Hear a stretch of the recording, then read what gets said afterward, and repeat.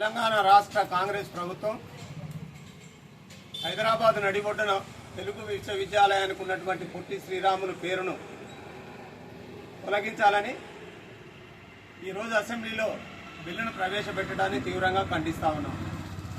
గత సంవత్సర కాలంగా ప్రభుత్వం తెచ్చినటువంటి ప్రతిపాదనను రాష్ట్రం అంతటా కూడా ఆర్యవైశ్యులు అందరం నిరసన తెలియజేస్తున్నప్పటికీ నిర్లక్ష్యంగా ఎవరిని ఆలోచించకుండా కనీసం మర్యాదపూర్వకంగానైనా మా రాష్ట్ర నాయకత్వాన్ని అడగకుండా ఈరోజు అసెంబ్లీలో బిల్లు పెట్టి పేరు మార్చాలనుకోవడం చాలా విడ్డూరం. ఇది మా జాతిని రెచ్చగొట్టినట్టు, కించపరిచినట్టుగా మేము భావిస్తా ఉన్నాం.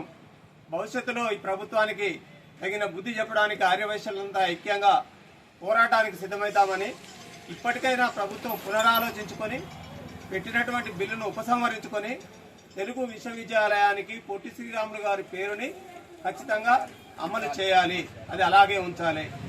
ఆయన త్యాగమూర్తి, ప్రాణత్యాగం చేసినటువంటి మహనీయుడు.